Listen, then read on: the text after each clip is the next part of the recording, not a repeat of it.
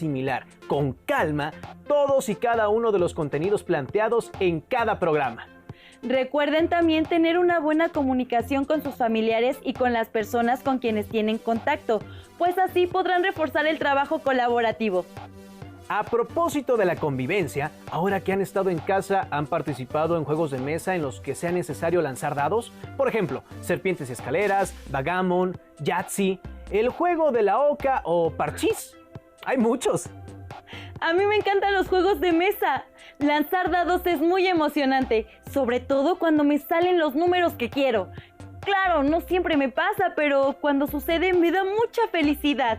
Todos los juegos en los que intervienen dados son juegos de azar y en ellos siempre hay una cierta incertidumbre, es decir, nunca podemos tener la certeza del número que va a salir, por tanto, siempre resulta una sorpresa. Es verdad, no podemos tener esa certeza. Sin embargo, podemos analizar las probabilidades, por lo tanto intervienen las matemáticas. Bueno, las matemáticas están presentes en todas nuestras actividades, aunque en el caso específico de lanzar dados, podemos estudiar más específicamente el fascinante aspecto de las estadísticas. Ese es un tema que ha atraído a muchas culturas a lo largo de la historia de la humanidad. Por ejemplo, la probabilidad y los juegos de azar han existido desde el tiempo de los antiguos egipcios. Muy cierto, ese pueblo aportó una gran cantidad de conocimiento para las cosas que estudiamos en la actualidad, no solamente en matemáticas, sino en muchas otras áreas del conocimiento. Recuerdo que sus gobernantes eran llamados faraones. Pero bueno, regresando al tema de nuestra sesión, tenemos preparado para ustedes un video a través del cual podrán conocer un poco de los juegos de azar. Así es, estamos seguros de que además de aprender con este video, se van a entretener bastante. Recuerden tener a la mano sus útiles, ya sea para consultarlos o para tomar notas y apuntes de las cuestiones importantes o de cualquier cosa que les llame la atención. ¡Comenzamos!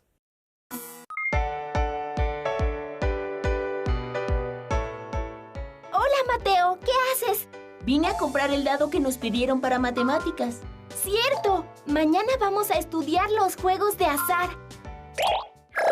Se han encontrado pinturas en las tumbas de los faraones egipcios que muestran juegos de azar con tableros. Las antiguas civilizaciones no usaban dados para los juegos de azar. En su lugar, utilizaban un hueso extraído del talón de ovejas, ciervos o caballos, al que llamaban astrágalo, talus o taba. Su forma desigual servía para distinguir la puntuación sin necesidad de numerar.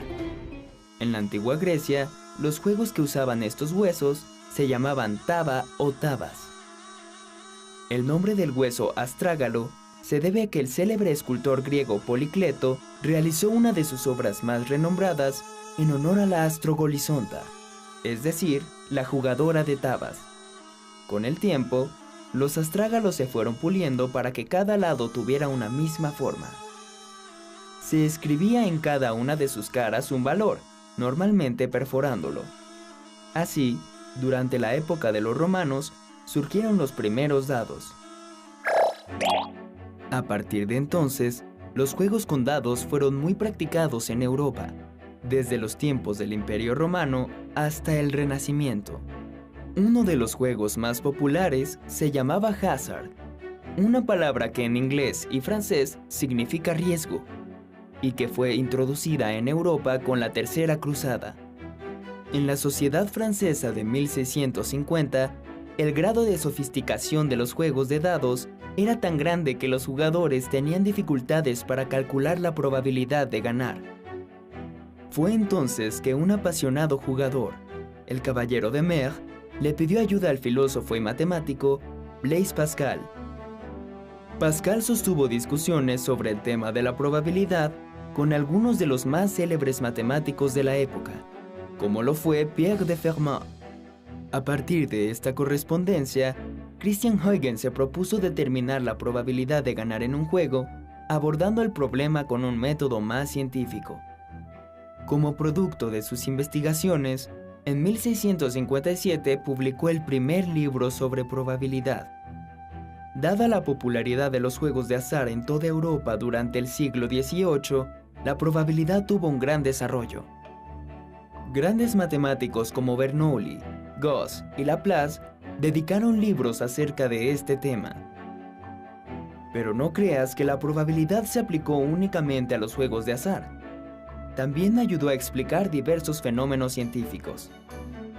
A mediados del siglo XIX, el fraile agustino Gregor Mendel presentó sus estudios sobre herencia y genética en las plantas que cultivaba en su monasterio. Su obra es una de las primeras aplicaciones de la teoría de la probabilidad en el campo de las ciencias naturales.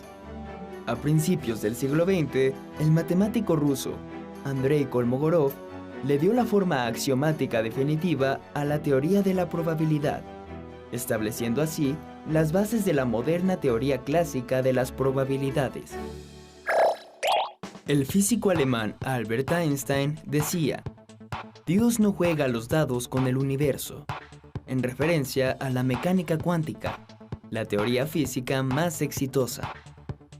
Y es cierto, porque la probabilidad que se usa en la mecánica cuántica no es la probabilidad clásica que se emplea en los juegos de azar. Se trata del primer ejemplo, históricamente hablando, de una teoría de probabilidad que no es clásica. Ya es tarde y yo todavía no voy por mi dado. Córrele para que acabes temprano con la tarea. Nos vemos mañana a la escuela, Mateo. Adiós, Emma, nos vemos mañana.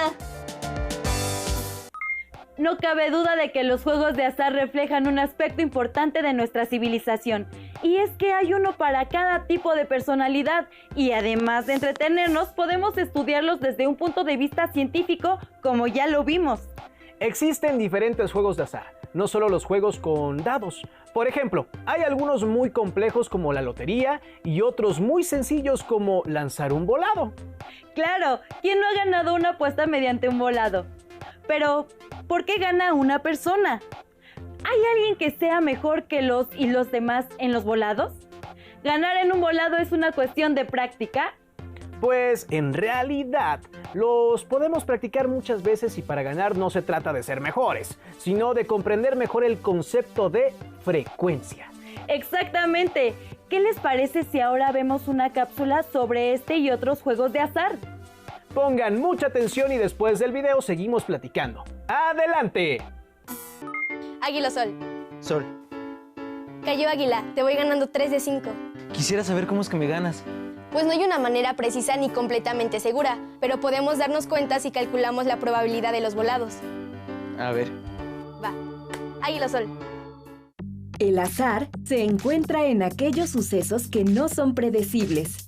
No se puede conocer ni calcular con certeza sus resultados. Como ejemplos tenemos los siguientes: volados, dados, quiniela, lotería.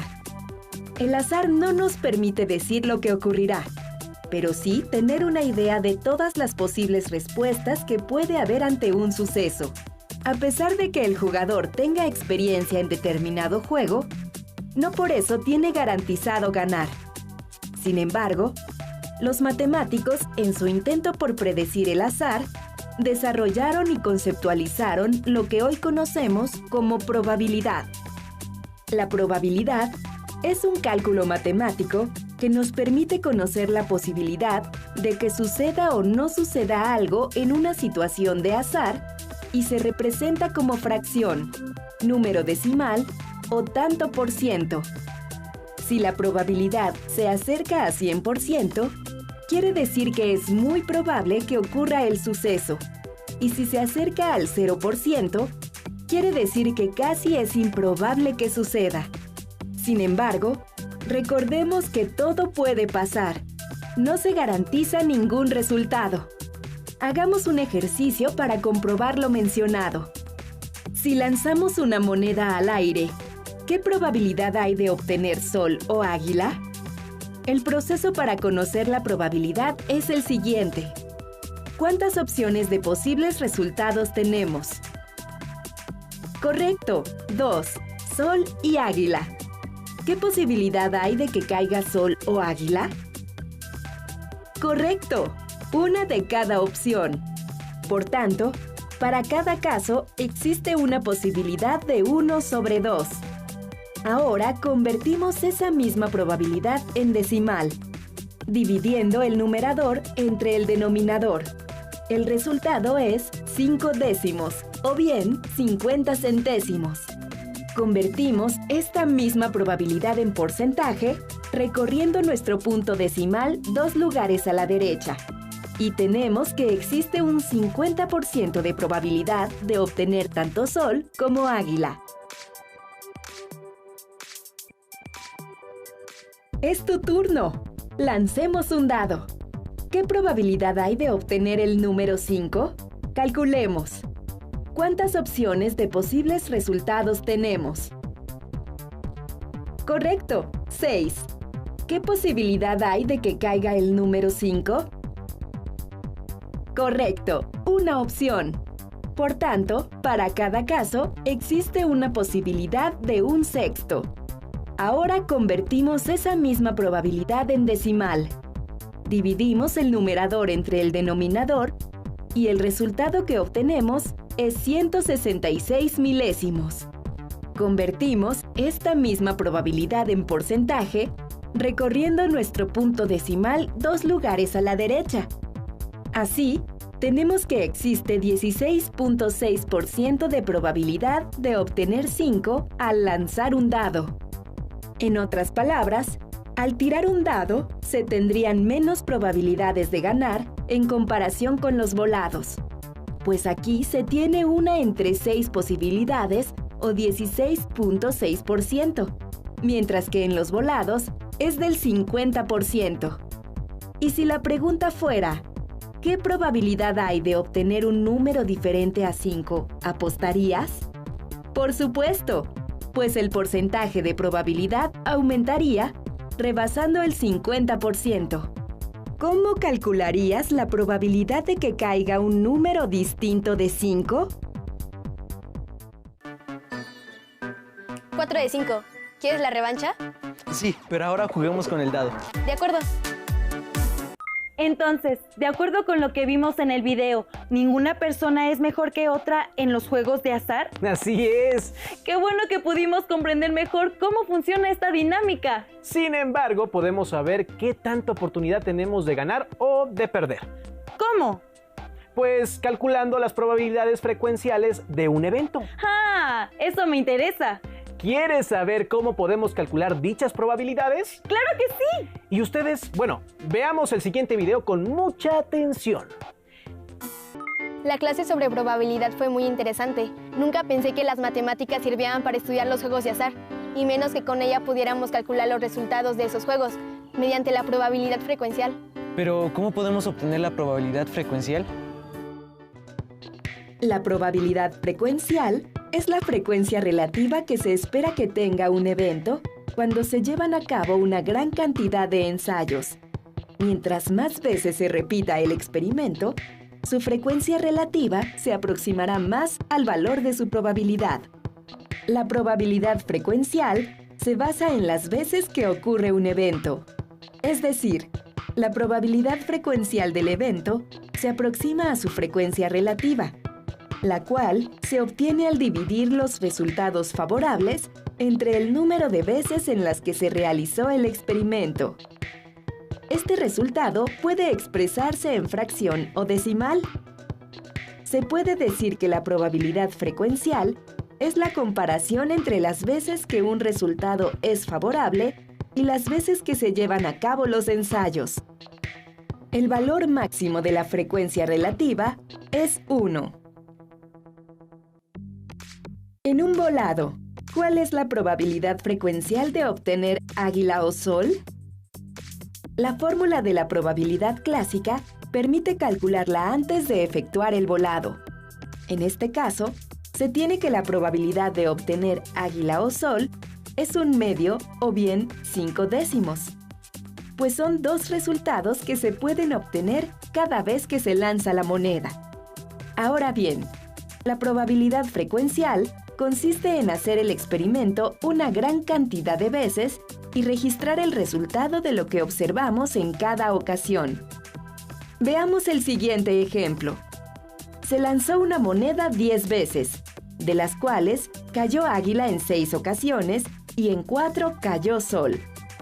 Para calcular la probabilidad frecuencial de las veces que cayó águila, se divide el número de veces que cayó entre el número de veces que se realizó el volado, de donde se obtienen 6 décimos. La probabilidad frecuencial de obtener sol en el volado se obtiene al dividir el número de veces que cayó sol entre el número de veces que se lanzó la moneda, lo que equivale a 4 décimos. La suma de probabilidades de obtener sol y obtener águila es 1. Repetimos ahora 50 veces el experimento, de las cuales en 24 ocasiones cayó águila y en 26 cayó sol. Obtenemos la probabilidad frecuencial y los resultados son 48 centésimos para águila y 52 centésimos para sol. Suma que de nuevo nos da 1. Reiteramos el experimento ahora con 100 lanzamientos, siendo las probabilidades frecuenciales 49 centésimos y 51 centésimos respectivamente. Estos resultados ya están más cercanos al valor obtenido con la fórmula de la probabilidad clásica. Después de efectuar el experimento 1000 veces, se observa que los valores para águila y sol están cada vez más cercanos a un medio. La probabilidad frecuencial se obtiene con base en la relación entre el número de veces que ocurre un resultado favorable y el número de veces que se realiza el experimento. Podemos concluir que la probabilidad frecuencial se obtiene al hacer el experimento que se desea estudiar. Mientras más veces se realice el experimento, más se acercará al valor obtenido en la probabilidad clásica. Entonces, a mayor número de ensayos tendremos una mayor oportunidad de acertar. Así es, Mateo.